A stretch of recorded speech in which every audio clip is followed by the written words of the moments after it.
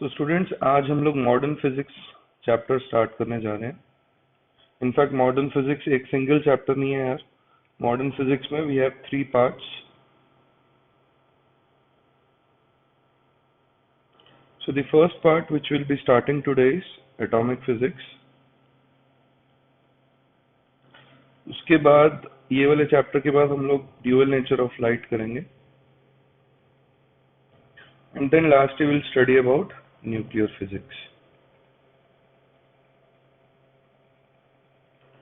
तो आज हम लोग यहाँ से स्टार्ट करने वाले हैं एटॉमिक फिजिक्स से। Let us begin. So atomic physics में अगर हम लोग स्टार्ट करें कि कहाँ से हम लोग बात स्टार्ट करेंगे, तो ऑब्वियसली एटम से हम लोग बात स्टार्ट करेंगे। So let us jump quickly on that part. Different atomic theories.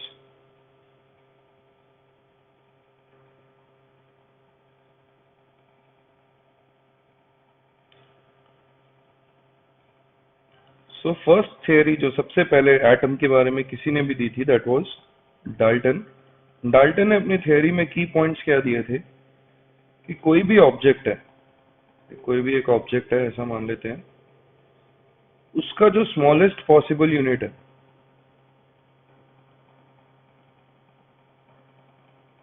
उसको उसने बोल दिया था कि एटम है वो। और इसकी प्रॉपर्टीज क्या थी? इसकी प्रॉपर्टीज ये थी कि ये इंडिविजिबल है। इंडिविजिबल यानी कि कैन नॉट बी ब्रोकन। मतलब वो स्मॉलेस्ट पॉसिबल यूनिट है, तो अगर वो ब्रेक हो गया तो फिर वो स्मॉलेस्ट पॉसिबल नहीं रहेगा। तो उसकी ये थियरी थी। नेक्स्ट जो उसने बोला था कि अगर हम किसी भी एक सेम एलिमेंट की बात करें, जैसे कि वुड हो सकता है, कोई प्लास्टिक हो सकता है, अगर एक सेम एलिमेंट की बात कर रहे हैं, सेम मटेरियल की बात कर रहे हैं, उसमें अगर एटम्स अगर हम देखें, विल हैव द एटम्स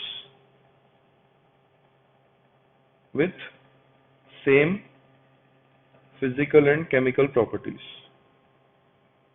यानी कि सिमिलर एटम्स होंगे। बेसिकली उसने ये प्रेडिक्ट किया था, which was very basic prediction. कहाँ वो गलत हो गया? उसका जो गलत होने वाला पॉइंट था, जो उसका ड्रॉबैक है ऐसा बोल सकते हैं हम, उसकी थियरी की जो गलत प्रेडिक्शन थी वो ये थी कि उसने एटम को ही सबसे ज्यादा स्मॉलेस्ट पॉसिबल यूनिट मान लिया था। उसने ये सोचा ही नहीं था कि एटम के अंदर भी कुछ हो सकता है। तो इसीलिए उसने बोल दिया कि all the objects are made up of hydrogen atoms, यानी कि स्मॉलेस्ट पॉसिबल यूनिट, जो स्मॉलेस्ट एलिमेंट है उसका एटम भी स्मॉलेस्ट पॉसिबल यूनिट उसने बोल दिया। तो all the objects are made up of hydrogen atoms, उसने ऐसा मान लिया। लेकिन हम लोग जानते हैं कि सब मटेरियल्स में अलग अलग एलिमेंट्स होते हैं। Mainly carbon is one of the major element present in most of the materials. So this theory started going wrong at this point. Second attempt किसने किया? सेकेंड अटेम्प्ट जे थॉमसन ने किया। Thomson's model. इसने क्या बोला कि जो atom है वो एक स्पेरिकल शेप स्ट्रक्चर है which is filled with positive charge. Positive charge is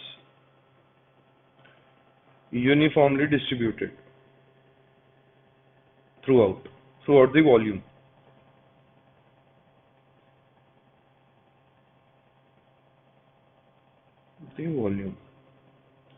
और जो नेगेटिव चार्ज है उसने बोला वो रैंडमली कहीं ना कहीं एम्बेडेड होगा, इस तरीके से वाटरमेलन की सीड्स की तरह। तो इसीलिए this model is also known as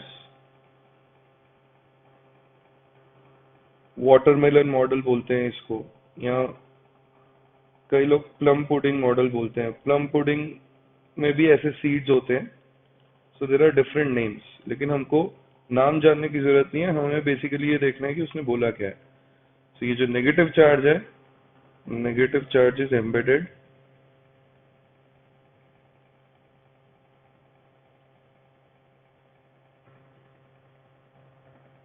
randomly. लेकिन ओवरऑल पॉजिटिव चार्ज जितना भी है magnitude wise is equals to negative charge, ये उसने बोल दिया था। जिससे ये जो एटम है, this is overall an atom, उसकी एटम की कहानी ये थी, उसकी एटम की डेफिनेशन ये थी। तो जिससे उसने बोला कि एटम जो है फिर इज न्यूट्रल। ठीक है, इसके भी लेकिन कुछ ड्रॉबैक्स आने लगे। इसके ड्रॉबैक्स क्या है?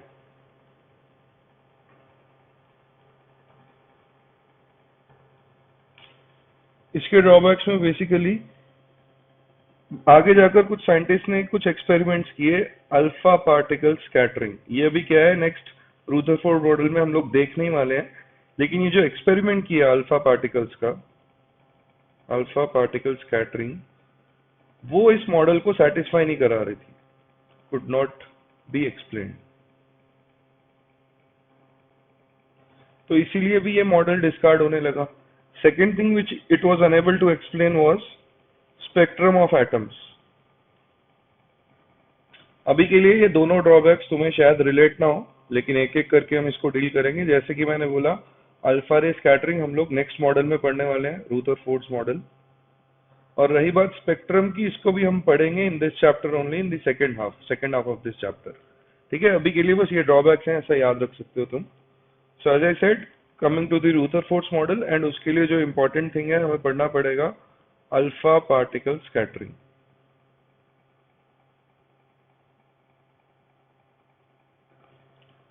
सो बेसिकली देखते हैं ये अल्फा पार्टिकल स्कैटरिंग में है क्या। इसमें एक सेटअप क्रिएट किया गया था इस एक्सपेरिमेंट में। ये एक एक्सपेरिमेंट है बेसिकली, जिसका अगर हम सेटअप देखें तो वो कुछ इस तरीके से है। यहाँ से एक सोर्स, एक गन टाइप इमेजिन कर सकते हो तुम, या फिर एक सोर्स है जो अल्फा पार्टिकल्स को सेंड करेगा इस तरीके से। सो ये मेरे अल्फा पार्टिकल्स इस सोर्स से निकल रहे हैं,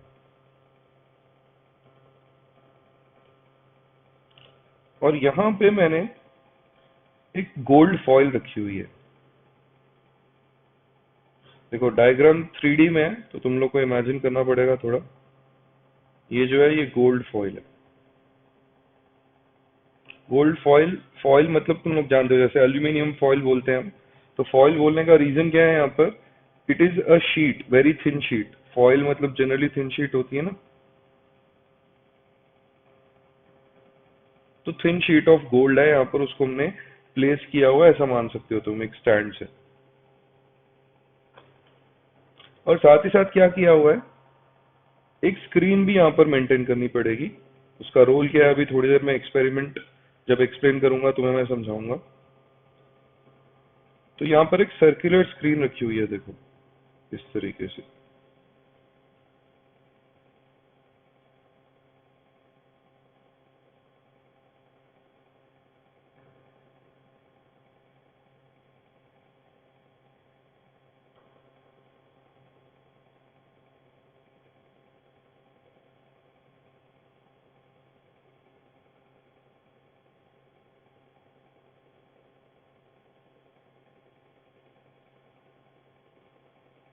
सो ये जो स्क्रीन है, ये बेसिकली जिंक सल्फाइड स्क्रीन है, ZnS स्क्रीन।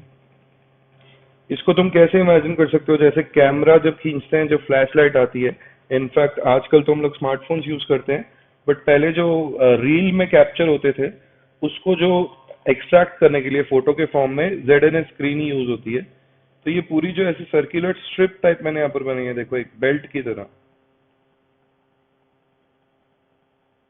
तो ये ZnS स्क्रीन है। इस पे क्या होगा, ये जो अल्फा पार्टिकल्स यहाँ से आ रहे हैं, ये गोल्ड फॉइल के अंदर देखो अब एटम्स हैं। इतना तो हमें क्लियर है कि किसी भी मटेरियल के अंदर एटम्स होते हैं, ये अभी तक हमने जो भी थियरीज पढ़ी हैं वहां से सीख लिया। तो ये जो एटम्स हैं और ये जो अल्फा पार्टिकल्स हैं, ये आपस में कैसे इंटरेक्ट करेंगे, वो हमें ये, इससे इंटरेक्ट होने के बाद ये अल्फा पार्टिकल्स किस डायरेक्शन में जा रहे हैं, क्या ये सीधा जा रहे हैं, जिस लाइन में आ रहे थे उसी लाइन में सीधा जा रहे हैं, क्या ये यहाँ से डिविएट हो रहे हैं या नहीं, इसका आइडिया लगेगा कैसे, इस स्क्रीन से। क्योंकि जो भी अल्फा पार्टिकल जिस भी पाथ में जा रहा होगा, ये स्क्रीन पे कैप्चर होगा, और जब वो स्क्रीन पे कैप्चर होगा तो हमें क्या दिखेगा, उस स्क्रीन पे हमें फ्लैशेस दिखेंगी। ये जो मैं ग्रीन कलर से यहाँ पर ड्रॉ कर रहा हूँ, ये डिफरेंट डिफरेंट फ्लैशेस है। अलग अलग अल्फा पार्टिकल जहां जहां भी कैप्चर हो रहे होंगे। लेकिन जो मेन चीज नोटिस की गई थी वो क्या थी, जो line of path along the line था, जो ओरिजिनल पाथ था, उसके उसके सामने एक विजिबल स्पॉट ऑब्जर्व किया गया।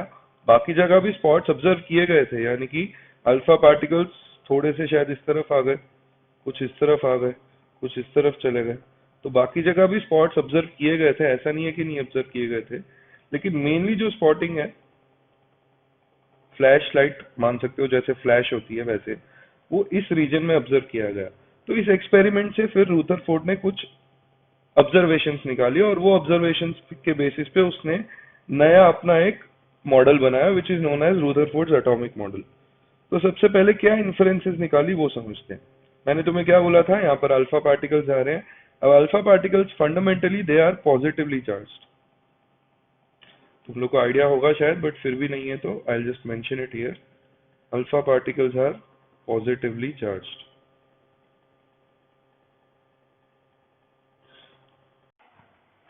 सो ये जो पॉजिटिवली चार्ज अल्फा पार्टिकल है, ये गोल्ड फॉइल के अंदर जो एटम्स हैं, अभी तक हमने ये सीखा था कि एटम्स में पॉजिटिव चार्ज नेगेटिव चार्ज दोनों है। तो ये जो पॉजिटिवली चार्ज अल्फा पार्टिकल है, ये गोल्ड फॉइल के अंदर के पॉजिटिव से रिपेल होगा और गोल्ड फॉइल के अंदर के नेगेटिव की वजह से अट्रैक्ट होगा। वही अट्रैक्शन और रिपल्शन की वजह से हम लोग यहाँ पर अलग अलग जगह फ्लैशेस ऑब्जर्व कर पा रहे हैं, बिकॉज पार्टिकल्स डिविएट कर रहे हैं। क्यों डिविएट कर रहे हैं और क्यों सेम पाथ में जा रहे हैं, वही ऑब्जर्व करने के लिए एक्सपेरिमेंट किया था। And that is may be somewhere happening due to this electrostatic attractions and repulsions. तो उसको और प्रॉपरली स्टडी करने के लिए क्या किया इन लोगों ने, एक ग्राफ स्टडी किया। किस कौन सी दो क्वांटिटीज के बीच का ग्राफ था वो। वाई एक्सिस पे तुम्हारे number of alpha particles as function of theta थे, और एक्स एक्सिस पे एंगल थीटा इटसेल्फ। तो ये ग्राफ को थोड़ा और अच्छे से समझने के लिए मैं क्या करने वाला हूँ, अब इसी डायग्राम का टॉप व्यू बनाने वाला हूँ। देखो यहाँ पर व्यू कैसा था, यहाँ पर व्यू ऐसा था, हम लोग इस तरीके से देख रहे थे, ठीक है। लेकिन अगर मैं टॉप व्यू बनाऊंगा, ऊपर से देखूंगा इसको, तो ये जो शीट है एक्चुअली ये सर्कुलर है। 3D में मैंने इसको ऐसा बनाया था। तो टॉप व्यू देखो हमें कुछ इस तरीके से दिखेगा।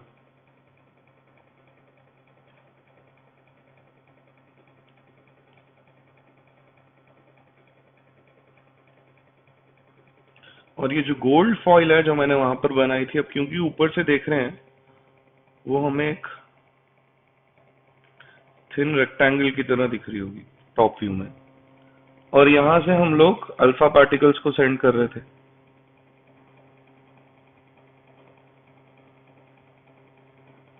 तो ये पूरी स्ट्रीम अल्फा पार्टिकल्स की यहां से हम सेंड कर रहे हैं।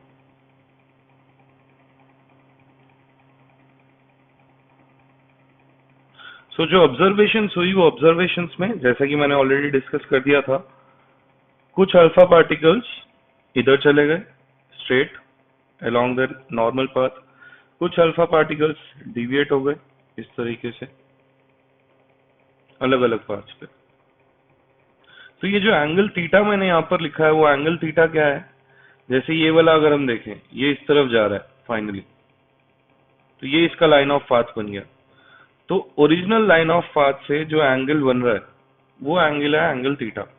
तो अब तुम देख सकते हो हर एक स्ट्रीम के लिए वो एंगल की वैल्यू अलग अलग होगी, और हर एक लोकेशन में जो अल्फा पार्टिकल्स पहुंच रहे हैं उनका नंबर भी अलग अलग होगा। वो नंबर किस पे डिपेंड करेगा, जो हमने यहाँ से फ्लैश ऑब्जर्व की, जितनी ज्यादा फ्लैश है उतने ज्यादा अल्फा पार्टिकल्स पहुंच रहे हैं।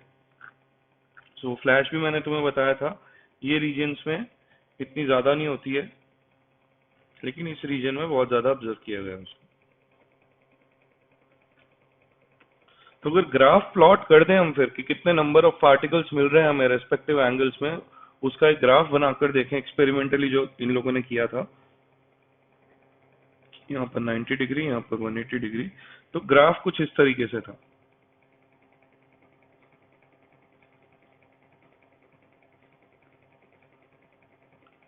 सॉरी, यहाँ पर गड़बड़ कर दी मैंने, ये 180 डिग्री से टच करेगा।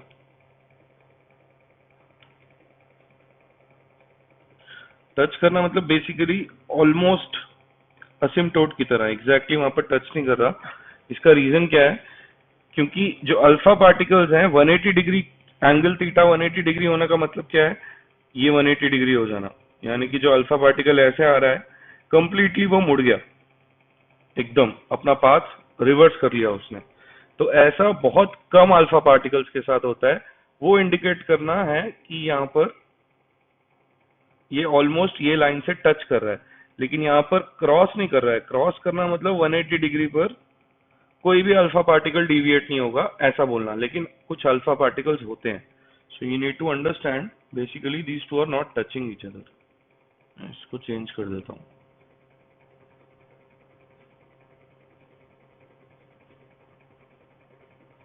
ठीक है, तो ये ग्राफ ऑब्जर्व किया उन्होंने। अब इस ग्राफ पे बेसिस अगर कुछ क्वेश्चंस पूछे जा सकते हैं तुम्हें, तो उसके लिए एक इक्वेशन याद रखो। ये मैंने तुम्हें बताया था, number of particles with angle very करेंगे, अलग अलग एंगल्स पे हमें नंबर ऑफ पार्टिकल्स अलग अलग मिलेंगे, और जहां ज्यादा मिलेंगे वहां फ्लैशिंग ज्यादा होगी। लेकिन मैथमेटिकली इसको अगर हमें देखना है तो दिस फंक्शन, उसका मैं पूरा इक्वेशन तो नहीं बता रहा हूँ, इट इज नॉट यूजफुल, वो एग्जाम में कभी उस पर पूछा भी नहीं जाता है, लेकिन कभी पूछेंगे तो इस चीज पे पूछ सकते हैं कि वो एंगल पे कैसे वेरी करता है। सो उसकी प्रोपोर्शनैलिटी इस तरीके से है, कोसेक पावर 4 थीटा बाई 2। इस चीज को याद रख लो। जैसे कि उसने बोल दिया कि एक एंगल 45 डिग्री पे हमें कुछ n1 पार्टिकल्स मिल रहे हैं, तो 60 डिग्री पे कितने पार्टिकल्स मिलेंगे अगर ये पूछता है, n2 हमसे पूछता है, तो हम इस चीज को यूज कर सकते हैं। n1 by n2 will be equals to cosec power 4 theta 1 by 2 divided by cosec power 4 theta 2 by 2। इस चीज को तुम यहाँ पर यूज कर सकते हो। एंगल्स की वैल्यू पुट करो, एक n1 दिया हुआ है, n2 अपने आप फिर हम निकाल पाएंगे। सो मैथमेटिकल एप्लीकेशन तो ये थी, लेकिन जैसे कि मैंने बोला main motive alpha particle scattering का ये नहीं था। Main motive alpha particle scattering का रूदरफोर्ड के लिए था कि एक एटॉमिक थ्योरी बनाना, गोल्ड फॉइल के एटम्स में है क्या वो स्टडी करना यूजिंग अल्फा पार्टिकल्स। तो अब देखते हैं क्या इन्फ्रेंसेस निकाली उसने, अपने आप तुम्हें समझ में आ जाएगा।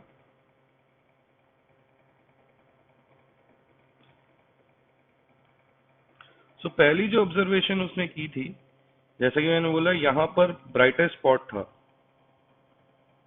तो इससे क्या ऑब्जर्वेशन मिली कि मोस्ट अल्फा पार्टिकल्स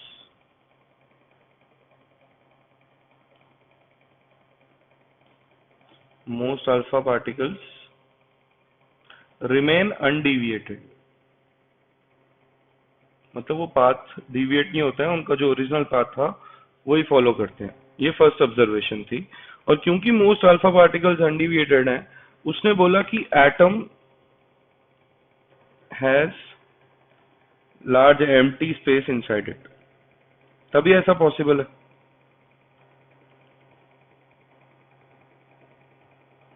क्योंकि मान लो अगर यहाँ पर गोल्ड का एक एटम है और ये यहाँ से आ रहा है और as it is without almost any negligible deviation वो सीधा चले जा रहा है, तो मतलब ये ना नेगेटिव से इंटरेक्ट कर रहा है ना पॉजिटिव से इंटरेक्ट कर रहा है, ना अट्रैक्शन हो रही है ना रिपल्शन हो रही है, एज इट इज चले जा रहा है वो।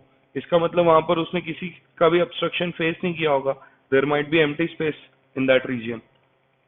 सेकंड जो इन्फ्रेंस थी, very few alpha particles scattered by an angle of 180 degree, वो सबसे मेन इन्फ्रेंस थी। वेरी स्मॉल अमाउंट, बहुत छोटा अमाउंट।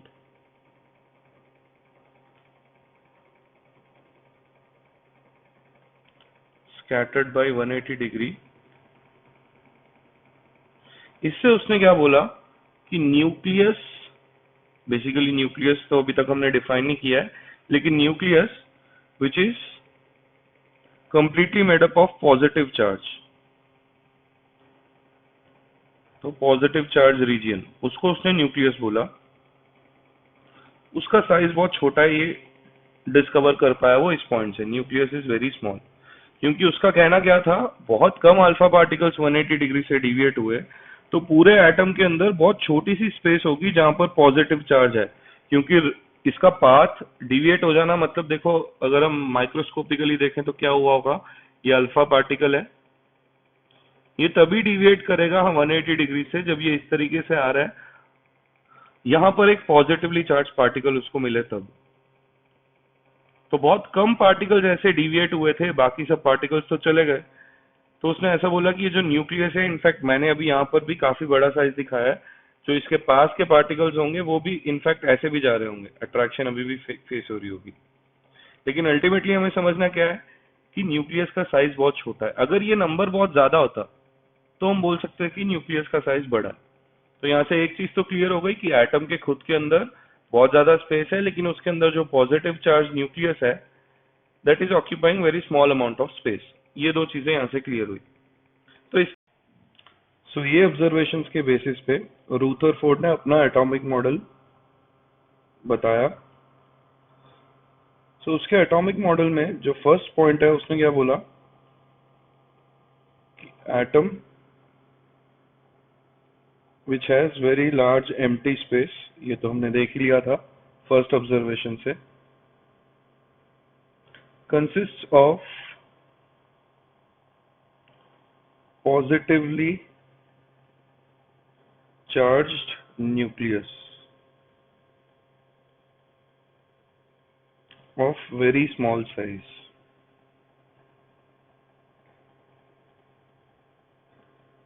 और उसने कहा था नेगेटिवली चार्ज्ड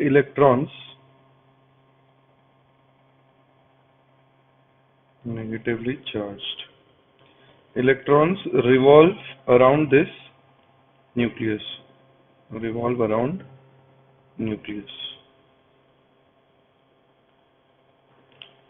तो उसने कुछ ऐसा बोला था कि ये अगर एक एटम है तो यहाँ पर न्यूक्लियस है हमारे पास पॉजिटिवली चार्ज्ड, और जो इलेक्ट्रॉन्स हैं नेगेटिवली चार्ज वो इसके अबाउट सर्किल में घूम रहे हैं। वो उसने ये थियरी दी थी। लेकिन इसकी थियरी के भी कुछ ड्रॉबैक्स निकला है। कैसे निकला है? एक्चुअली वो ड्रॉबैक्स नहीं है, ऐसा नहीं बोल सकते कि वो ड्रॉबैक्स हैं। उस टाइम के अराउंड जो फिजिक्स में मेन थियरी चलती थी that was classical mechanics and classical theory of electromagnetic waves. Modern physics तब तक आया नहीं था, इसलिए वो गलत प्रूव हो गया रुदरफोर्ड। लेकिन उसने बात जो बोली थी वो गलत नहीं थी। क्यों गलत प्रूव हुआ एक बार वो समझ के देखें अगर हम। बेसिकली ड्रॉबैक्स देखें अगर हम, ड्रॉबैक्स। इसमें क्या ड्रॉबैक था कि जो क्लासिकल थियरी है classical electromagnetic theory,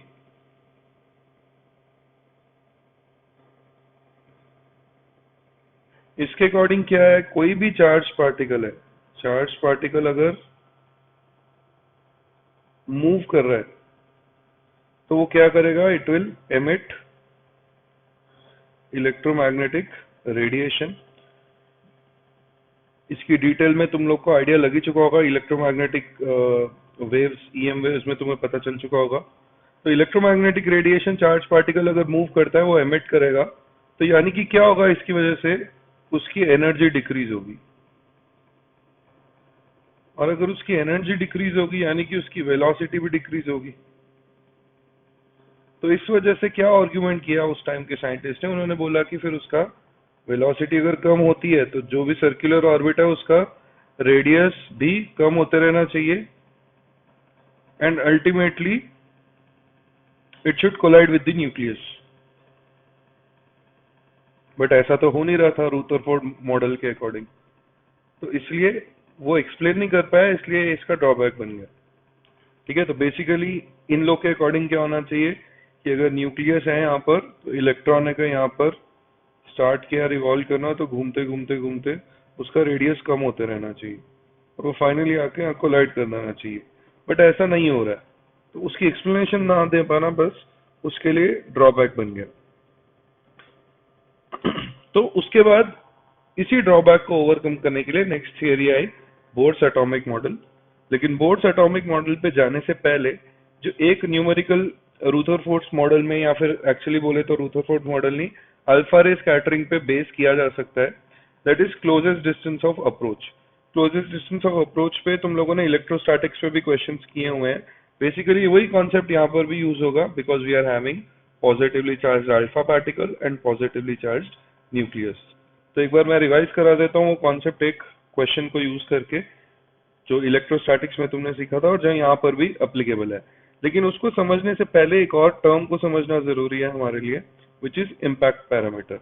impact parameter का मतलब क्या होता है कि ये मान लो तुम्हारा न्यूक्लियस है विच इज पॉजिटिवली चार्ज्ड, इसको मैंने इलिप्टिकल इसलिए बनाया क्योंकि ये इस प्लेन में नहीं है, इस प्लेन के परपेंडिकुलर है। 3D में इमेजिन करो तुम लोग। तो अगर इसका सेंटर ये मान लें हम, तो जो अल्फा पार्टिकल, अभी इस केस में अल्फा पार्टिकल की बात कर रहे हैं, but this term is valid for any two particles with equal charges. यहाँ पर अल्फा पार्टिकल के लिए क्या हम बोल सकते हैं कि कोई अल्फा पार्टिकल अगर यहाँ से आ रहा है, वो भी पॉजिटिवली चार्ज है, तो उसकी इनिशियल वेलोसिटी की जो डायरेक्शन है, इनिशियल वेलोसिटी की डायरेक्शन ये है। अब हो सकता है वो यहाँ आ रहा है और यहाँ आने के बाद, क्योंकि पॉजिटिवली चार्ज न्यूक्लियस है, रिपल्शन की वजह से डिविएट हो जा रहा है, नो डाउट डिविएट हो गया। वही एंगल थीटा हमने यहाँ पर यूज किया था, देखो ये वाला। लेकिन ये जो डिस्टेंस है उसका, इनिशियल वेलोसिटी की डायरेक्शन का परपेंडिकुलर डिस्टेंस, ये न्यूक्लियस की पास न्यूक्लियस से पास होने वाली एक हॉरिजॉन्टल लाइन जो उसके सेंटर से बेसिकली पास हो रही है। तो ये जो परपेंडिकुलर डिस्टेंस है, इसको हम बोलते हैं इम्पैक्ट पैरामीटर। उसको हम डिनोट करते हैं स्मॉल b से। So if b is equals to 0, उस केस में डेविएशन कितनी हो जाएगी? Deviation will be 180 degree and alpha particles in this case will not reach nucleus at all. So यहीं से closest distance of approach का concept arise होएगा। तो वो explain करने के लिए पहले मैंने तुम्हें ये वाला concept बता दिया कि अगर ये b की वैल्यू नॉन जीरो है, यानी कि कुछ डिस्टेंस है वेलोसिटी का, इनिशियल वेलोसिटी का, तो डिविएशंस होंगे। लेकिन अगर b की वैल्यू जीरो है, यानी कि अल्फा पार्टिकल अब एग्जैक्टली यहाँ से आ रहा है इस तरीके से, तो इसको कंप्लीट रिपल्शन फेस होगी और ये 180 डिग्री से डिविएट कर जाएगा। और 180 डिग्री से डिविएट करना मतलब क्या है? ये पर यहाँ तक आ पाएगा? नहीं, ये कहीं इसी पॉइंट पे रिपल्शन फेस करना स्टार्ट कर देगा। तो वो वाला केस यहीं पर मैं तुम्हें एक्सप्लेन कर देता हूँ अलग डायग्राम में। When b is equals to 0, तो जो अल्फा पार्टिकल है कहीं कहीं यहाँ तक आएगा और इससे ज्यादा आगे नहीं बढ़ पाएगा, क्योंकि यहाँ पर रिपल्शन मैक्सिमम हो जाएगी। So this is the closest distance of approach.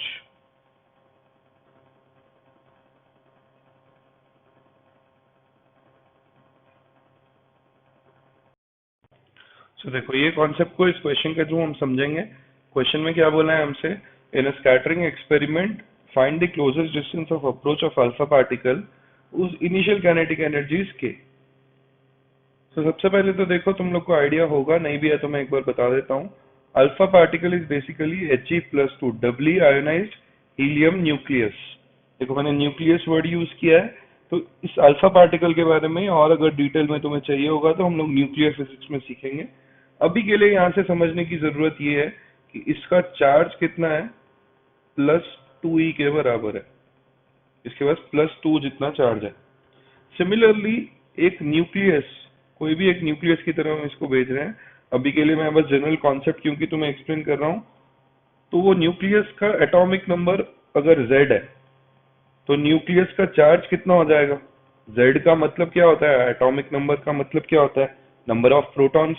एक प्रोटॉन का चार्ज होता है +e, तो न्यूक्लियस का चार्ज कितना हो जाएगा? +Ze। न्यूक्लियस ऑफ एटम जिसका एटॉमिक नंबर Z है, तो इसका चार्ज हो गया +Ze।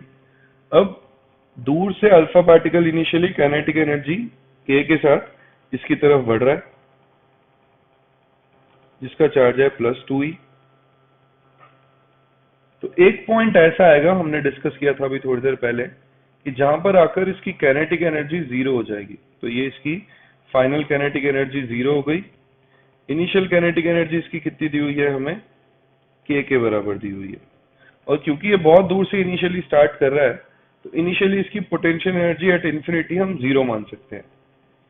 यहां पर आकर जो पोटेंशियल एनर्जी होगी उसको मैं UF ले लेता हूं अभी के लिए। So when the kinetic energy becomes 0, we can say that this cannot further go towards the nucleus. तो यही डिस्टेंस होगा closest distance of approach, D minimum, इससे आगे तो ये बढ़ नहीं सकता। तो इस इंस्टेंट पे फिर पोटेंशियल एनर्जी क्या होगी अगर हम लिखें तो K Q one Q two by R, K यानी कि 1/4 पाई एप्सिलॉन, ये काइनेटिक एनर्जी वाला के नहीं, 1/4 pi epsilon not into Q1 Q2 by R. इसमें सब्स्टिट्यूट कर दो तो क्या मिलेगा हमें, 1/4 pi epsilon not into plus 2E plus ZE by D minimum. और एक चीज तुम नोटिस करो, यहाँ पर जो भी हो रहा है, there is no external force, there is no non conservative force, तो टोटल एनर्जी भी कंजर्व रहनी चाहिए, यानी कि initial potential energy plus initial kinetic energy is equals to final potential plus final kinetic. तो यहाँ से हमें क्या मिल जाएगा, initial potential energy 0, kinetic energy k is equals to final kinetic energy 0, potential energy 1/4 pi epsilon not 2ZE square by D minimum. तो finally यहाँ से डी मिनिमम निकाल सकता हूँ मैं, D minimum will be equals to 4 pi epsilon not k divided by, मैंने इसको इस तरफ भेज दिया, डिवाइडेड बाई 2ZE स्क्वायर। सो इस तरीके से देखो क्लोजेस्ट डिस्टेंस ऑफ अप्रोच का कॉन्सेप्ट लगा लिया हमने। बेसिकली इलेक्ट्रोस्टैटिक्स और मॉडर्न फिजिक्स का कॉम्बिनेशन है, ऐसा बोल सकते हो। ठीक है, तो ये तो क्लोजेस्ट डिस्टेंस ऑफ अप्रोच की बात हो गई। अब नेक्स्ट बढ़ते हैं हम लोग आगे बोर्स एटॉमिक मॉडल की तरफ।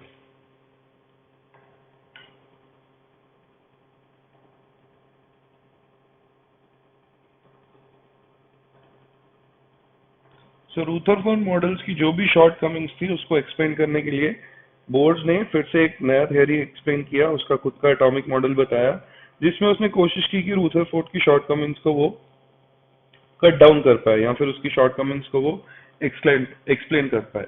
तो इसके एटॉमिक मॉडल के बेसिकली 3 पोस्टुलेट्स थे या 3 प्रिंसिपल्स थे। पहला प्रिंसिपल क्या बोलता है, according to first principle, electron जो है वो स्टेबल ऑर्बिट्स में न्यूक्लियस के अराउंड घूमता है। Electrons revolve around nucleus in stable orbits without emitting energy. तो इसने पहले बोल दिया कि वो एनर्जी एमिट नहीं करेंगे, ताकि क्लासिकल मैकेनिक्स, क्लासिकल फिजिक्स वाला कोई पंगा ही ना है, विदाउट एमिटिंग एनर्जी। लेकिन इसको प्रूव करना पड़ेगा ऑब्वियसली, इसने तो सिर्फ बोला है अभी ये। तो ये था इसका फर्स्ट पोस्टुलेट। सेकंड पोस्टुलेट क्या था, according to second postulate, an electron can revolve around the nucleus in the stable orbit such that, ये तो फर्स्ट पोस्टुलेट तो हो रहा है, लेकिन जब ये रिवॉल्व कर रहे हैं तो एंगुलर मोमेंटम जो है इलेक्ट्रॉन्स का, जब भी कोई चीज रिवॉल्व करती है तो हमें पता है कि कुछ ना कुछ एंगुलर मोमेंटम आ जाता है।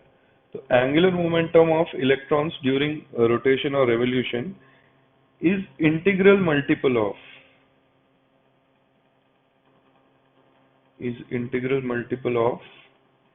h/2 पाई, या फिर हम ये भी बोल सकते हैं कि एंगुलर मोमेंटम इज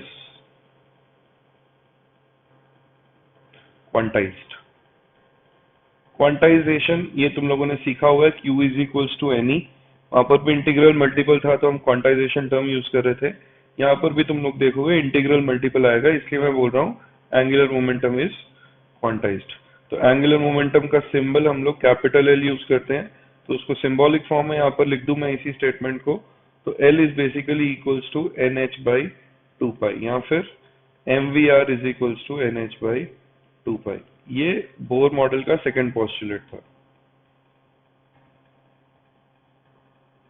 और जो थर्ड पोस्टुलेट है फाइनली, वो क्या है, एक इलेक्ट्रॉन एक ऑर्बिट से दूसरे ऑर्बिट में ट्रांजिशन कर सकता है। Electron can transition from one stationary orbit to other, one stationary orbit to other. ये इसका थर्ड पोस्टुलेट था। लेकिन इसी में अगर ट्रांजिशन हाई एनर्जी से लो एनर्जी में होती है, high energy state to low energy state होती है, तो उस केस में एनर्जी ऑब्वियसली रिलीज हो जाएगी।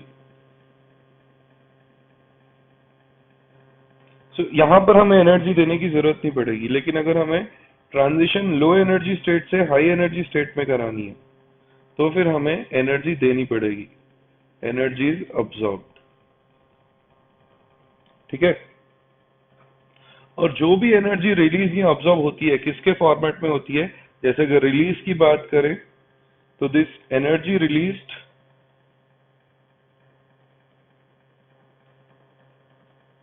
is in the form of photons. Energy released is in the form of photons.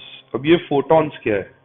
photons के बारे में शायद तुम लोगों ने सुना होगा यार। if you have not heard, don't worry, dual nature of light वाला जो चैप्टर मैंने बताया था हम करेंगे, उसमें इसकी भी डेप्थ में जाएंगे।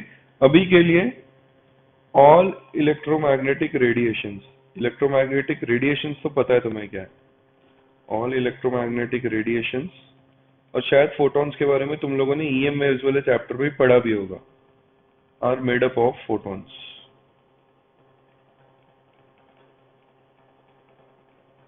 इतना ध्यान रख लो कि फोटॉन्स है क्या चीज, तो यहां से तुम्हें पता चल जाएगा।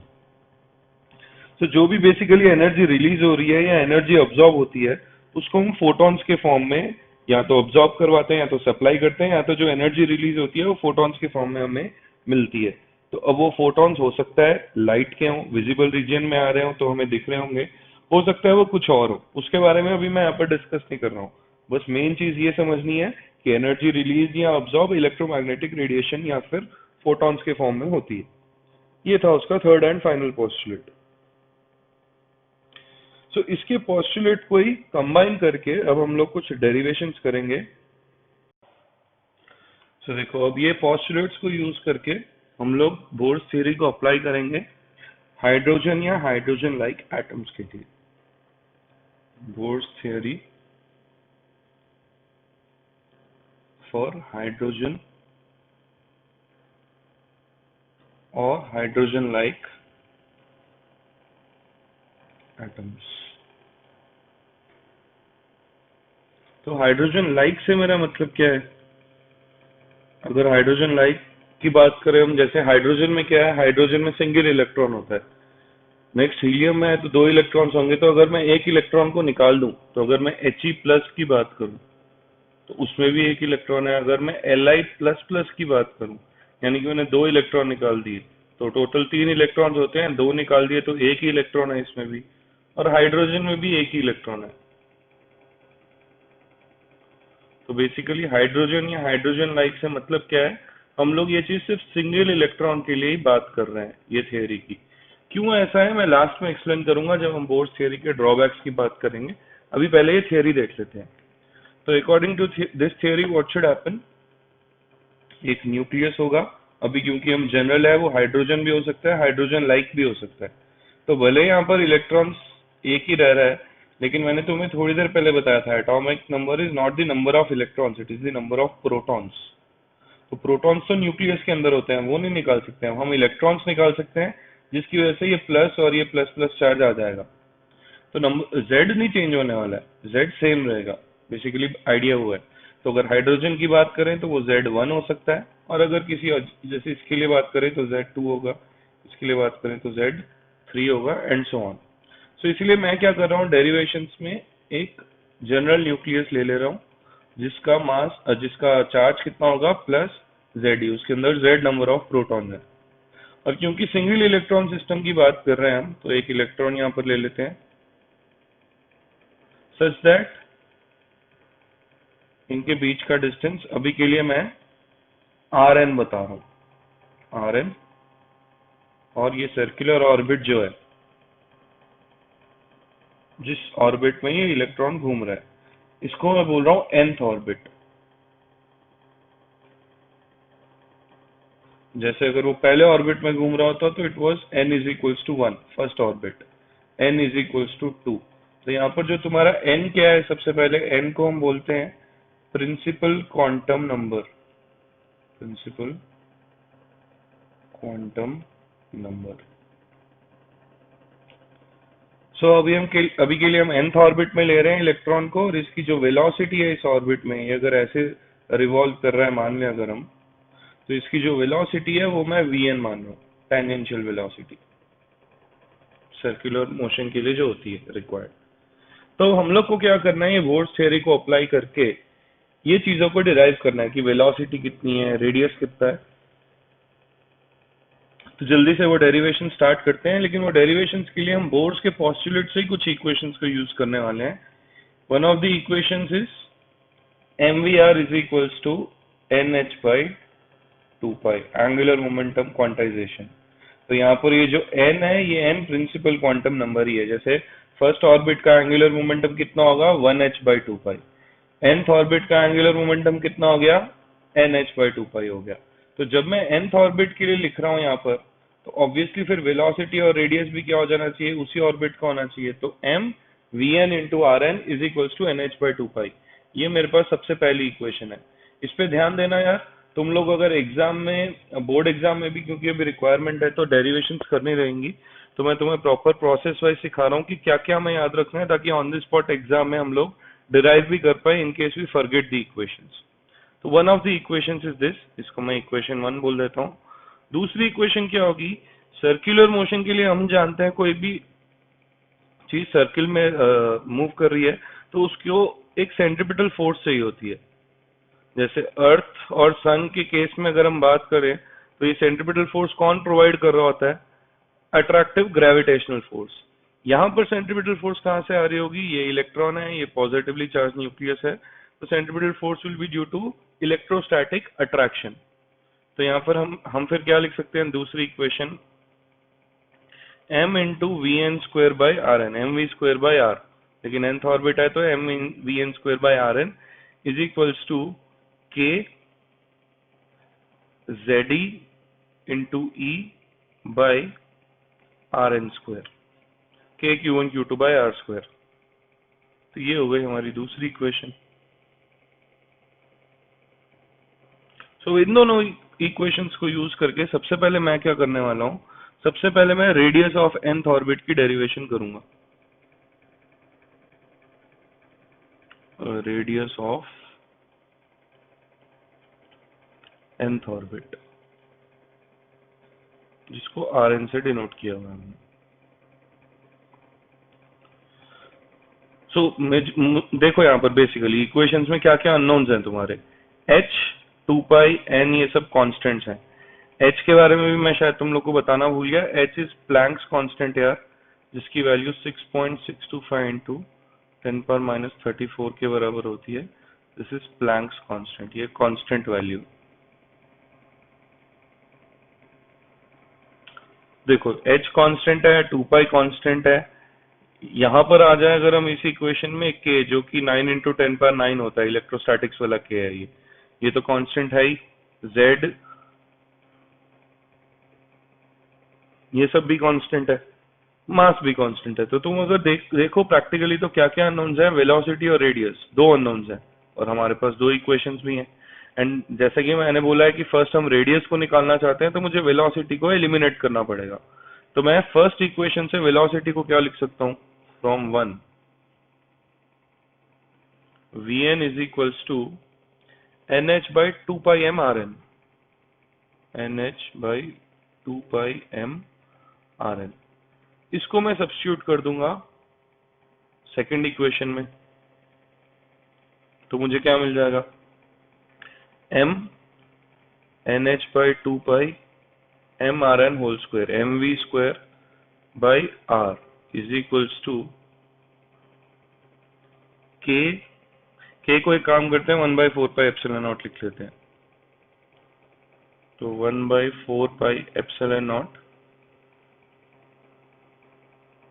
Into Z E square by R N square, into Z E square by R N square. तो सबसे पहले तो देखो एक ये कैंसिल हो गया, तो यहां से मुझे क्या मिलेगा,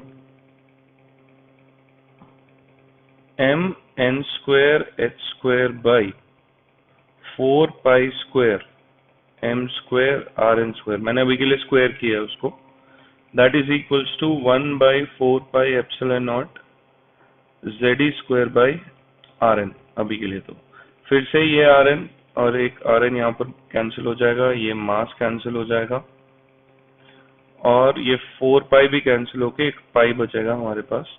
तो फाइनली देखो मुझे यहाँ से क्या मिल रहा है, n square H square by M pi M R N, n square H square by pi M R N is equals to Z E square by epsilon not, Z E square by epsilon not. मुझे चाहिए था are N, तो यहाँ से R N क्या हो जाएगा, N square N square H square epsilon not by pi M E square into Z.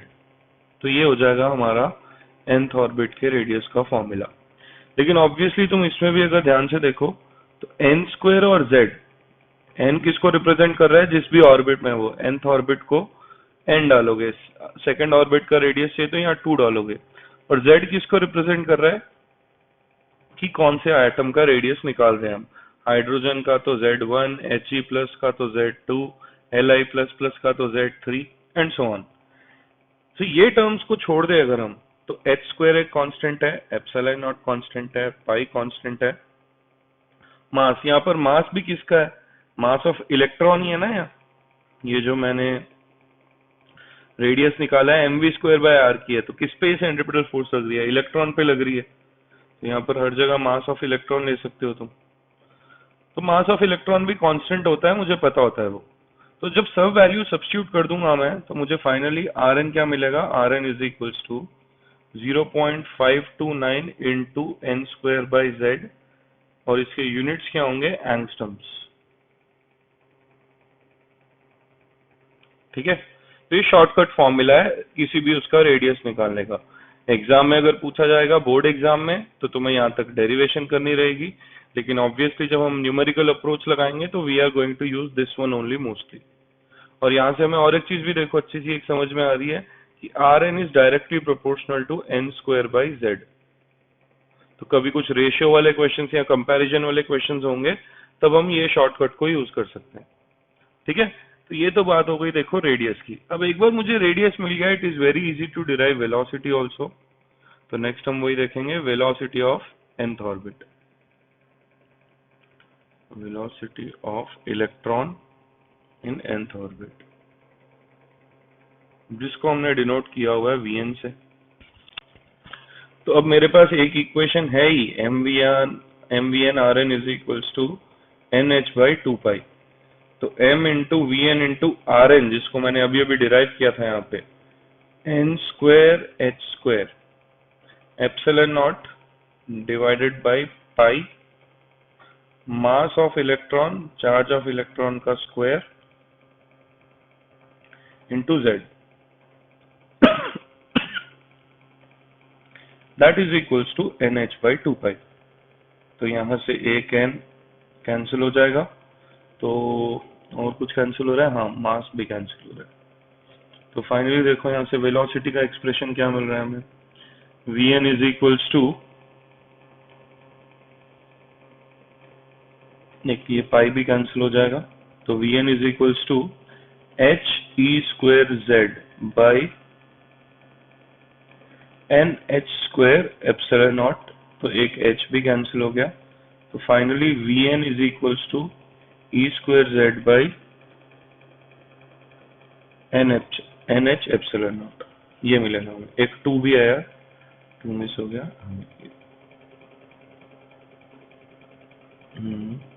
सही है, सही है। तो यहाँ से देखो ये nth ऑर्बिट के वेलोसिटी का फॉर्मूला, nth ऑर्बिट में इलेक्ट्रॉन की वेलोसिटी का फॉर्मूला मिला। तो यहाँ पर भी नोटिस करो z और n को छोड़ के बाकी सारी चीजें कांस्टेंट है। तो जब हम वैल्यू सब्स्टिट्यूट कर देंगे तो हमें मिल जाएगा Vn इज इक्वल्स टू, इसका भी एक शॉर्टकट होता है, चलो इसका शॉर्टकट मैं तुम्हें बाद में बताता हूँ जब क्वेश्चंस करेंगे। अभी के लिए प्रोपोर्शनैलिटी देख लेते हैं। प्रोपोर्शनैलिटी क्या होगी, V N is directly proportional to Z by N. ये प्रोपोर्शनैलिटी रेशियो वाले क्वेश्चंस में याद काम में आएगी। शॉर्टकट अभी मैं तुम्हें लास्ट में बताऊंगा, डोंट वरी। सो ये थी वेलोसिटी ऑफ nth ऑर्बिट। अब एक बार वेलोसिटी ऑफ nth ऑर्बिट पता चल गई हमें, इसी को यूज करके हम लोग अब नेक्स्ट जो क्वांटिटी डिराइव करने वाले हैं, that is total energy in nth orbit. Total energy in nth orbit. So obviously total energy के दो कंपोनेंट्स होंगे, one is kinetic energy in nth orbit, another one is potential energy in nth orbit. kinetic energy in nth orbit हो जाएगा half m vn square. तो half n vn को यहाँ derive किया था हमने, सब्स्टिट्यूट कर देते हैं, e square z by 2nh epsilon not, 2nh epsilon not का होल स्क्वायर। ये हो गई हमारी nth ऑर्बिट की kinetic एनर्जी। और nth ऑर्बिट की पोटेंशियल एनर्जी की अगर हम बात करें, तो पोटेंशियल एनर्जी को मैं क्या लिख सकता हूं, 1/4 पाई एप्सिलॉन नॉट के Q1 Q2 by are. Q1 क्या है प्लस ZE और Q2 क्या है minus E, divided by radius of nth orbit. और रेडियस ऑफ nth ऑर्बिट भी हमने डिराइव तो किया ही हुआ है यहाँ पर, तो उसको भी अगर हम सब्स्टिट्यूट कर दें तो देखो हमें क्या मिलेगा, 1/4 pi epsilon not into ZE square by Rn की एक्सप्रेशन क्या है, n square h square epsilon not, n square h square epsilon naught divided by क्या था, पाई m e square z। n square h square epsilon naught divided by pi m e square z, ये है हमारे पास। तो इसको मैं cross multiply करके rearrange करके अगर देखूं, this will become 1/4 pi epsilon naught into z e square pi m e square वापस से एक z divided by n square h square epsilon not. तो देखो यहाँ पे क्या क्या कैंसिलेशन हो रही हैं, एक पाई और एक पाई कैंसिल हो गया। तो फाइनली ये एक्सप्रेशन जो है क्या मिल रही है वो मैं इस तरफ लिख रहा हूँ। यहाँ पर पोटेंशियल एनर्जी था और यहाँ पर काइनेटिक एनर्जी। एक्चुअली हमें काइनेटिक एनर्जी का भी लिखना है, तो पहले लेकिन पोटेंशियल एनर्जी को कंप्लीट कर लेते हैं। तो फाइनल एक्सप्रेशन पोटेंशियल एनर्जी का क्या बन रहा है यहाँ पर हमारे पास, z square e power 4 m z square e power 4 m z square e power 4 divided by 4n square h square epsilon naught, divided by 4n square h square epsilon not. तो ये तो बन गया पोटेंशियल एनर्जी का expression. एक minus sign भी होगा, वो मैंने मिस कर दिया।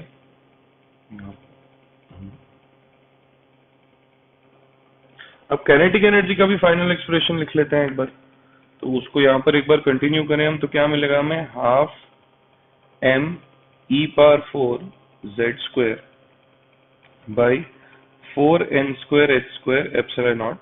तो इसको भी फाइनली इधर लिख दे रहा हूं मैं, क्या मिलेगा हमें,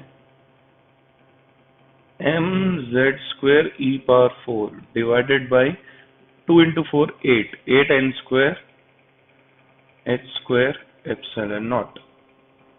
तो देखो ये मिल गया हमें काइनेटिक एनर्जी का एक्सप्रेशन। तो सबसे पहले यहीं से हम एक चीज नोट कर सकते हैं, relation between potential energy of nth orbit and kinetic energy of nth orbit.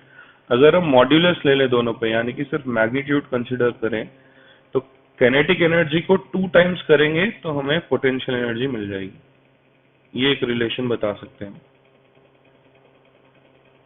सिर्फ उसका मैग्नीट्यूड। लेकिन टोटल एनर्जी चाहिए थी हमें, तो टोटल एनर्जी क्या होती है, un plus kn, kinetic energy plus potential energy. तो अभी मैं देखो इसको ऊपर वाली चीज यूज करके क्या लिख सकता हूं, मैं un की जगह -2kn लिख सकता हूं, क्योंकि मैग्नीट्यूड में अगर ये रिलेशन ट्रू है तो वैसे तो ये रिलेशन भी होल्ड करेगा ना, अगर बिना मैग्नीट्यूड की लिख दे, बस एक माइनस का ही तो अंतर है, इंप्लाइज नहीं होना चाहिए या और होना चाहिए। तो -2kn प्लस kn आ जाएगा ये। तो यहां से हम क्या बोल सकते हैं, En is minus of kinetic energy.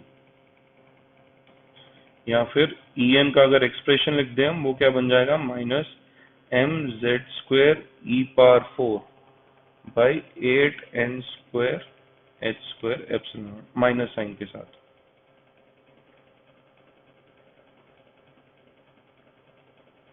अगर तुम ऑब्जर्व करो, तुम ये चीज अब डायरेक्टली बोल सकते हो कि un is equals to 2 times en। अब मॉड या साइन देखने की जरूरत नहीं है क्योंकि माइनस साइन अब दोनों में है। तो I can say that un is equals to 2 times en। ये रिलेशन भी ट्रू है, ठीक है। और एक चीज जो लास्ट यहां से ऑब्जर्व करेंगे हम, दैट इज चाहे वो टोटल एनर्जी हो, चाहे वो काइनेटिक एनर्जी हो, चाहे वो पोटेंशियल एनर्जी हो nth ऑर्बिट की, all three of them are directly proportional to z² by n²। हर बार देखो, जो भी चीज अभी तक डिराइव किया मैंने तुम्हें, उसकी डिपेंडेंसी z और n पे कैसे होगी वो बताइए, क्योंकि काफी सारे क्वेश्चंस में ये शॉर्टकट हमारे काम में आते हैं। हम सीधा रेशियो वाले क्वेश्चंस में यही शॉर्टकट्स को यूज करते हैं और हमारा काम आसान हो जाता है। तो देखो, ये डेरिवेशन बेसिक डेरिवेशन थी जो बोर्स मॉडल पे बेस्ड थी। अब आगे इस पे बेस्ड बहुत सारी चीजें पूछी जा सकती हैं। मैं तुम्हें अभी कुछ एग्जांपल्स दूंगा तो तुम्हें समझ में आ जाएगा। सो एग्जांपल स्टार्ट करने से पहले एक बार और एक चीज नोटिस करो, एनर्जी वाले टर्म में भी सिर्फ z और n को छोड़ के बाकी सारी चीजें कांस्टेंट है। तो कांस्टेंट्स की वैल्यू एक बार हम सब्स्टिट्यूट कर दें तो हमें एनर्जी का जो शॉर्टकट फॉर्मूला है उसमें हमें ये मिल जाता है, -13.6 इंटू z² बाई n²। और इसके यूनिट्स क्या होते हैं, इलेक्ट्रॉन वोल्ट में होते हैं यूनिट्स, जब हम ये वाला फॉर्मूला यूज करते हैं। या फिर तुम यहाँ से पोटेंशियल एनर्जी का क्या बोल सकते हो, -27.2 इंटू z² बाई n²। ये पोटेंशियल एनर्जी का शॉर्टकट फॉर्मूला है। और सिमिलरली काइनेटिक एनर्जी का शॉर्टकट फॉर्मूला प्लस साइन के साथ होगा, इलेक्ट्रॉन वोल्ट, ठीक है। और मैंने तुम्हें बोला था वेलोसिटी के शॉर्टकट की भी बात करेंगे हम, तो उसका शॉर्टकट का फॉर्मूला vn, ये जो सारे कांस्टेंट सब्स्टिट्यूट कर देंगे हम, तो vn हमें मिलेगा 2.19 into 10⁻6 into z by n के बराबर। यहाँ पर यूनिट्स मीटर पर सेकेंड ही होंगे। तो ये इसका शॉर्टकट फॉर्मूला है। और ये वाली जो वैल्यू है, this is very close to c by 137। c is the speed of light, approximately equals to c by 137, ये वाली वैल्यू, ठीक है। तो ये वेलोसिटी का शॉर्टकट, ये एनर्जी का शॉर्टकट। अब ये एनर्जी के शॉर्टकट के बेसिस पे मैं एक चार्ट बना सकता हूँ हाइड्रोजन या हाइड्रोजन लाइक एटम के लिए। मैं अभी के लिए सिर्फ पहले हाइड्रोजन एटम के लिए बना रहा हूँ। तो energy diagram of hydrogen atom बोल रहा हूँ मैं इसको, energy diagram of hydrogen atom.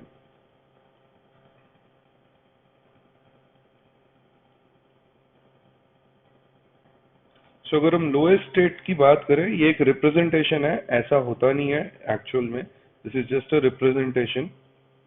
तो ये मेरा ग्राउंड स्टेट है, तो ग्राउंड स्टेट को मैं n इज इक्वल्स टू 1 बोल देता हूँ, principal quantum number n is equals to 1। तो जब तुम n इज इक्वल्स टू 1 डालोगे, और क्योंकि मैंने हाइड्रोजन एटम बोला है यहाँ पे, इधर आ जाओ टोटल एनर्जी में, n equals to 1 hydrogen atom यानी कि z इक्वल्स टू 1। तो ग्राउंड स्टेट में एनर्जी टोटल कितनी होनी चाहिए, -13.6 इलेक्ट्रॉन वोल्ट। फिर उसके बाद अगर हम इसका सेकेंड एनर्जी स्टेट की बात करेंगे, यानी कि सेकेंड ऑर्बिट में जो इलेक्ट्रॉन घूम रहा है उसकी energy, n is equals to 2, z तो 1 है ही, तो कहाँ डिफरेंस आएगा, -13.6 बाई 4, जो कि रफली किसके बराबर होगा, 3.4। तो यहाँ आ जाएगा -3.4 इलेक्ट्रॉन वोल्ट। थोड़ा नीचे कर लेते हैं। नेक्स्ट n इक्वल्स टू 3,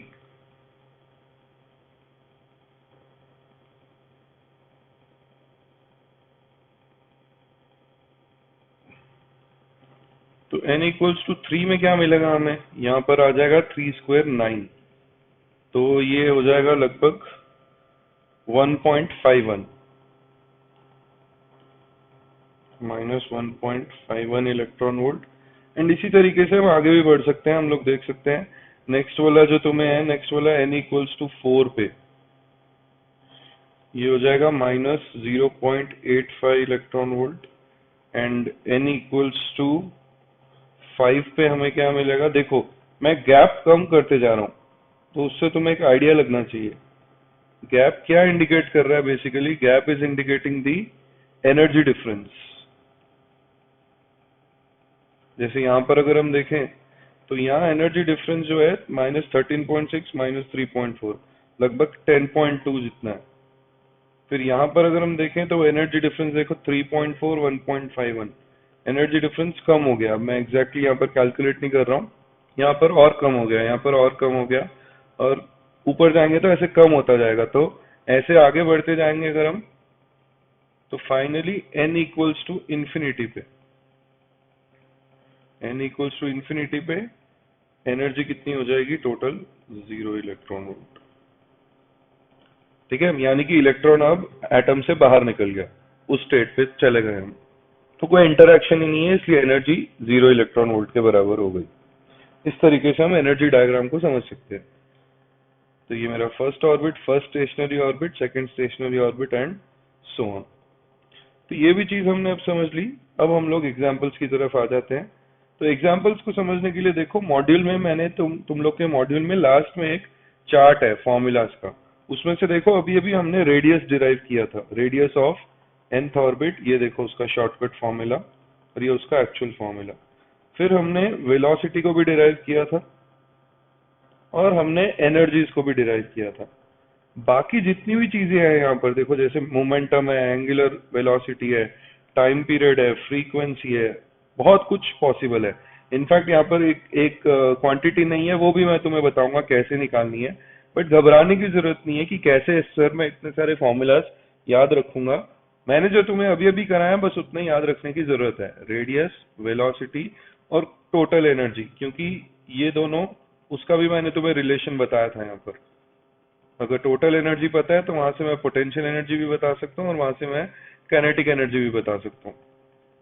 ठीक है, तो बस ये तीनों चीजें तुम्हें याद रखनी है और उनके शॉर्टकट फॉर्मूलाज याद रखने हैं। बाकी कुछ भी मैंने बोला था, कुछ एग्जांपल्स लेके देखेंगे। तो पहले मैं टेबल से कुछ एग्जांपल्स लेता हूँ, फिर उसके बाहर भी एक एग्जांपल लूंगा मैं। टेबल में सबसे पहले एंगुलर वेलोसिटी देखो, मान लेते हैं एंगुलर वेलोसिटी।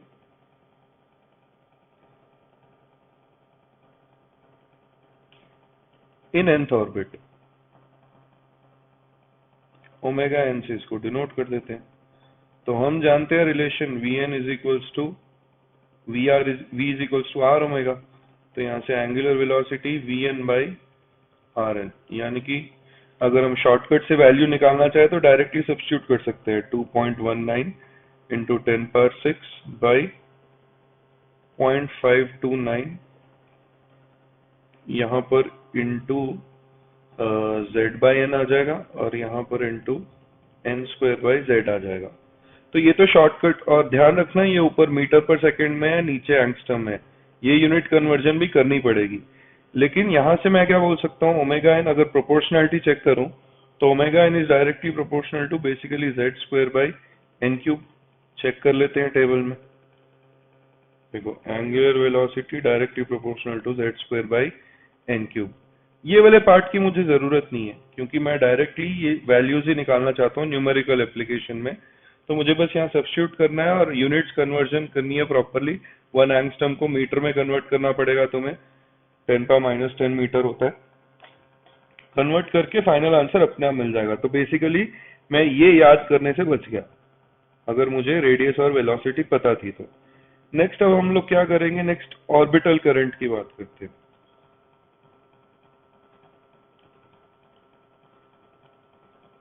तो सेकेंड वन मैं ले लेता हूं, ऑर्बिटल करंट। और nth ऑर्बिट का है, इसलिए उसको In से डिनोट कर रहा हूं मैं। तो करंट हम जानते हैं क्या होता है, चार्ज जो कि इलेक्ट्रॉन है by time, time period in nth orbit. और यहीं से हमें टाइम पीरियड का भी देखो फॉर्मूला पता चल जाएगा, 2π बाई ओमेगा एन। अभी अभी ओमेगा एन यहाँ डिराइव किया था हमने। तो या फिर इसी को हम 2πr/v भी लिख सकते हैं।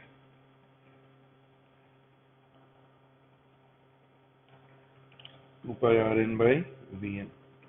तो 2 pi R N by V N. तो देखो वापस मैंने ऑर्बिटल करंट को भी रेडियस और वेलोसिटी की टर्म्स में निकाल दिया, और इसकी प्रोपोर्शनैलिटी चेक कर लो। वी एन पे आएगा जेड बाई एन, नीचे आएगा एन स्क्वायर बाई जेड। तो यहाँ पर हम बोल सकते हैं I N is directly proportional to Z square by N cube. वापस से सेम, तो चेक कर लो आई एन किधर गया, orbital current Z square by N cube. और यहाँ से फिर अकॉर्डिंगली वैल्यू सब्स्टिट्यूट कर लेंगे हम शॉर्टकट्स में, तो हमें वैल्यू भी मिल जाएगी अगर वैल्यू भी निकालनी हुई। या अगर रेशियो है तो हम डायरेक्टली प्रोपोर्शनैलिटी भी बता सकते हैं। तो ये तो देखो कोई भी रैंडम दो एग्जांपल्स मैंने टेबल से लिए थे। अब और एक एग्जांपल मैं लेता हूँ जो टेबल में नहीं भी है, which is magnetic field at the centre.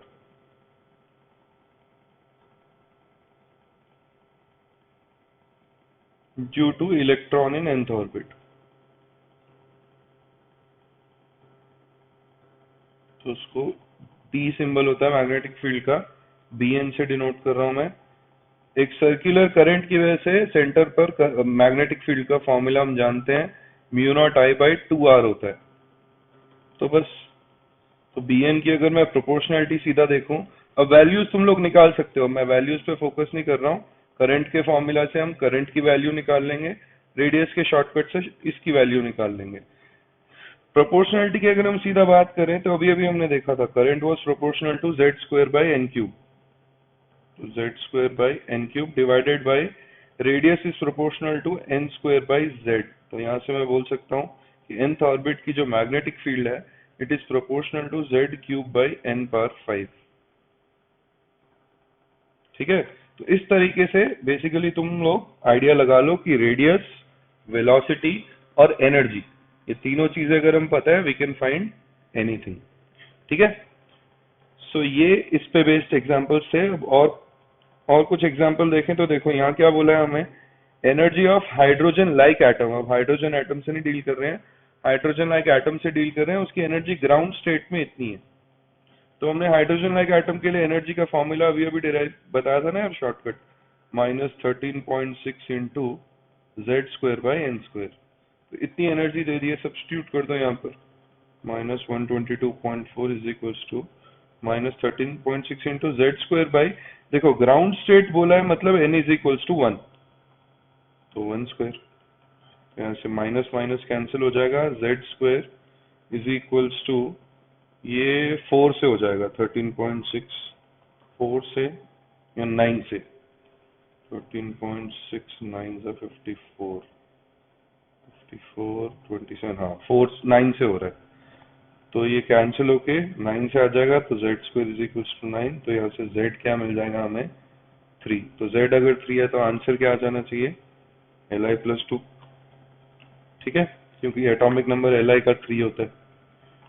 Next example देखो, इसमें क्या है, which energy state of doubly ionised lithium Li++ has same energy as that of ground state of hydrogen.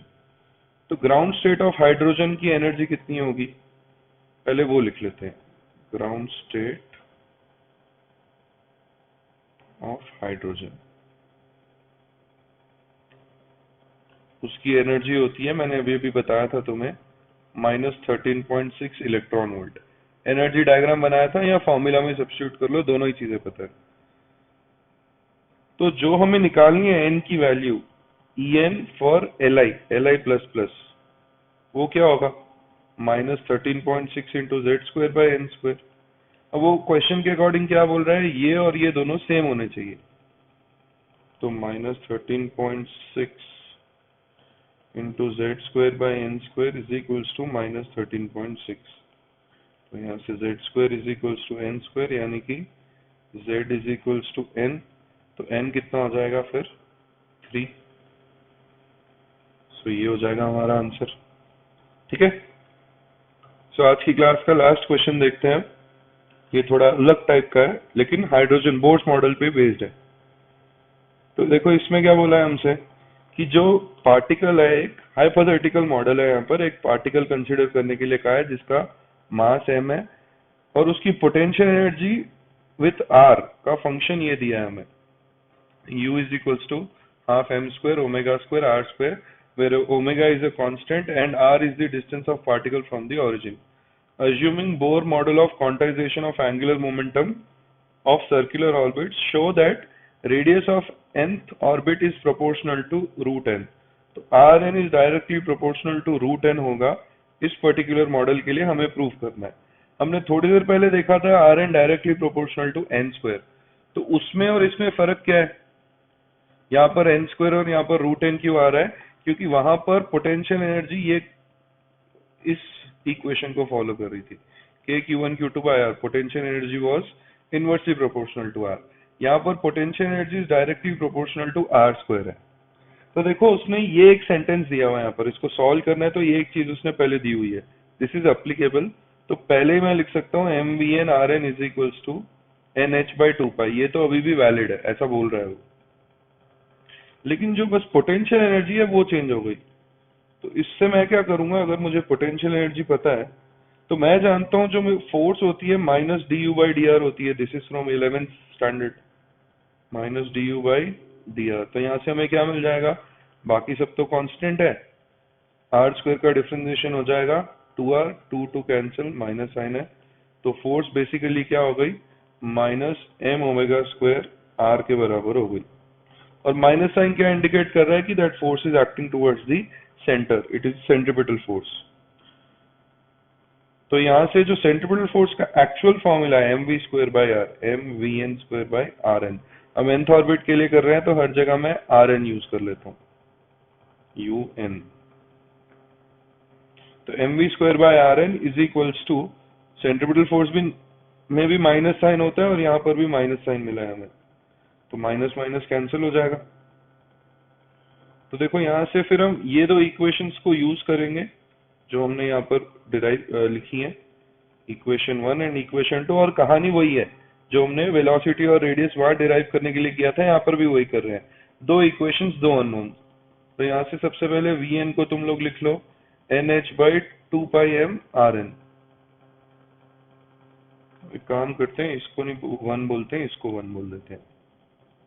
तो इन दोनों इक्वेशंस को यूज कर लेंगे हम 1 एंड 2. तो सेकंड इक्वेशन में जहां जहां भी वी एन है मैं इसको पुट कर दूंगा. क्या मिलेगा हमें?